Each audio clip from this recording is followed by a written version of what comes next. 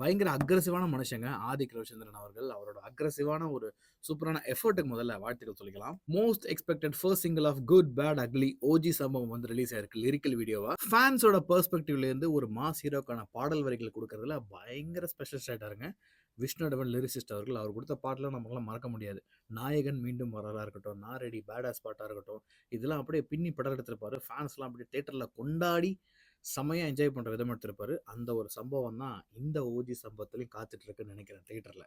ஏன்னா இது ஸ்டார்டிங்கே பிளாஸ்ட்டுங்க. திரையரங்கம் செதறட்டும், இவன் பேர் முழுக்க கலக்கட்டும், பொடிசுங்கெல்லாம் செதறட்டும், விசில் பறக்கட்டும். இதுக்கு மேலே லிரிக்ஸ்க்கு வந்து ஒரு அக்ரெசிவான ட்ரீட்மெண்ட் கொடுக்க முடியுமான்னு தெரியல. தேட்டரில் என்ன சம்பவங்கள் உண்மையில் ஆக போகுதுன்றதே புரியலைங்க. ஏப்ரல் 10 சாஃப்ட் டச்சிலேயே பாடிட்டு இருந்த ஜிவி பிரகாஷ் குமார் அவர்களே வந்து ரொம்ப அக்ரெசிவாக வைல்டாக ஒரு பர்ஃபார்ம் பண்ண வச்சிட்டாங்க. அஜித் குமார் டைட்டில் கார்டு போடுறாங்க இல்லையா, அது சூப்பர் டூப்பராக பண்ணியிருக்காங்க. ஒரு பக்கம் 4 அஜித், இன்னொரு பக்கம் 4 அஜித் பிரிகிற அந்த விஷயம் இருக்குது பார்த்தீங்களா, சூப்பராக இருக்குது. எனக்கு தெரிஞ்சு தேட்டரில் ஒரு டைட்டில் கார்டுக்கான ஒரு விஎஃப்எக்ஸ் ஒர்க் அதில் பண்ணியிருப்பாங்கன்ற மாதிரி தோணுது. சமீபமாக நிறைய ஒரு ட்ரெண்டாக போயிட்டுருக்கு.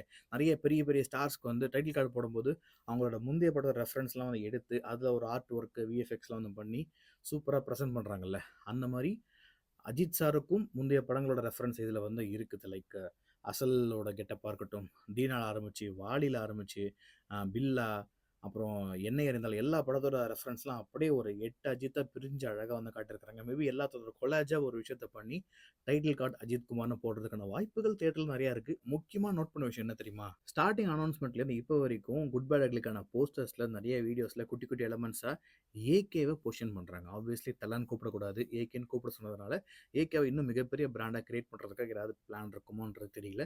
பட் என்னை பொறுத்த வரைக்கும் ஏகே அப்படின்றது வந்து படத்தில் நம்ம அஜித் சாரோட ஒரு பேராக கூட இருக்க வாய்ப்பு இருக்குது. பட் எனக்கு அஜித் குமார்னு ஒரு வேளை படத்தில் மீன் பண்ணுறாங்களோன்ற மாதிரி தோணுது.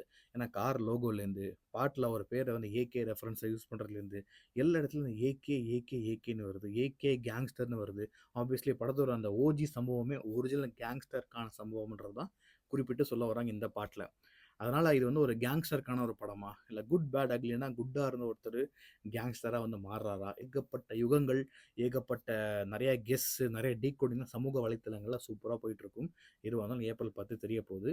இந்த ஆல்பம் எப்படிப்பட்ட ஆல்பம் இருக்க போகுது, தொடர்ந்து த்ரிஷாலாம் இருக்கிறதுனால மெலடி பாடல்களுக்கான இடமும் இருக்குதா, இல்லை இதை தாண்டி இன்னொரு மாசான பாட்டு குத்துப்பாட்டு இருக்குதான்ற மாதிரிலாம் வரக்கூடிய நாட்கள் கொஞ்ச நாள் தான் தெரிஞ்சிடும். அது வரைக்கும் வெயிட் பண்ணுவோம். ஸோ ஓஜி சம்பவம் குட் பேட் அக்லியோட ஃபர்ஸ்ட் சிங்கிள் ரிலீஸ் ஆயிருக்கு. இதில் வந்து வேற என்ன விஷயங்களை நீங்கள் டீகோட் பண்ணி நோட் பண்ணீங்கன்றதை கமெண்ட்டில் தெரியப்படுத்துங்க. வேற ஒரு வீடியோவில் சந்திக்கிறேன்.